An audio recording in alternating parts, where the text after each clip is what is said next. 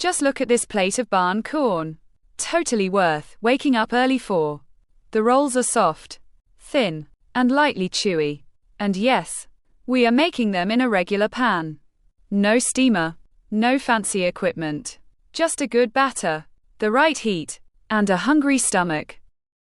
A good rice roll should be soft, slightly translucent, and flexible enough to lift without tearing right away. But we are not trying to make it chewy like rubber bands. Okay, just soft, smooth, and lightly bouncy. That is the sweet spot. For the batter, I am using 210 grams of rice flour, 300 grams of potato starch, and 1.5 liters of water. Later, I will also add 1.5 teaspoons of salt, 3 tablespoons of cooking oil, and some boiling water to finish the batter after rinsing. Simple ingredients, but the steps matter. Add the rice flour and potato starch into a large mixing bowl. The rice flour gives the rolls that familiar soft Bánh Cuốn texture. The potato starch helps make the sheets smoother, stretchier, and lightly chewy. One brings softness, the other brings bounce. A pretty good kitchen duo.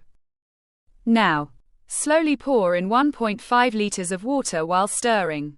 One hand pours, one hand mixes. Nice and easy. Do not dump everything in at once and then stare sadly at a bowl full of lumps. Be gentle with the batter. It has feelings too. After mixing the batter, mark the liquid level on the outside of the bowl. This tiny mark is more important than it looks.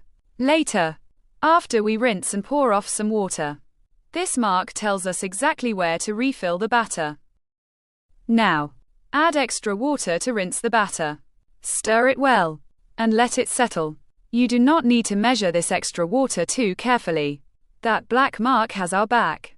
Rinsing helps the batter taste cleaner, smell fresher, and gives the finished rolls a softer texture. Once the batter settles, the clearer water will rise to the top.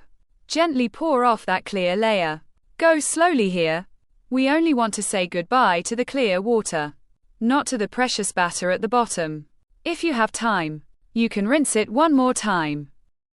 While the batter is resting, let us make the filling. Stir-fry ground pork with chopped wood ear mushrooms and seasonings over low heat. Break the meat apart so it stays loose and crumbly. A dry, fragrant filling makes the rolls much easier to wrap. Add the diced onion near the end so it keeps some sweetness and does not release too much water. Stir it briefly, then add a little crispy fried shallot. And, just like that, the filling smells amazing. The kind of smell that makes people casually walk into the kitchen. Before cooking the rolls, pour off the clear water one last time. Keep the settled batter at the bottom.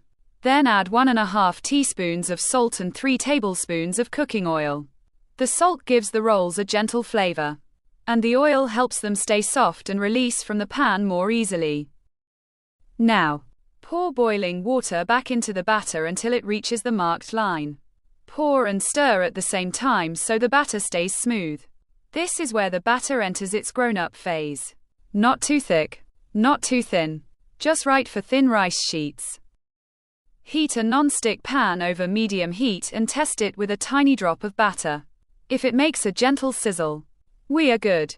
If it screams at you, the pan is too hot. Lower the heat a little, because Bánh Cuốn likes calm energy. Before each ladle of batter, stir the bowl again because the starch settles quickly. Pour a thin layer into the pan and swirl it around right away.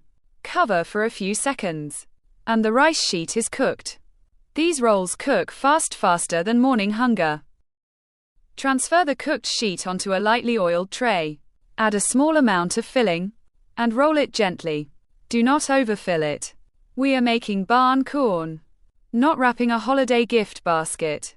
A little filling makes the roll easier to shape and nicer to eat. And that is our pan-made Bánh Cuốn. Soft, smooth, lightly chewy, and perfect with dipping fish sauce and crispy fried shallots. I hope you try this at home, and make a little extra, because once this hits the table, it disappears very quickly.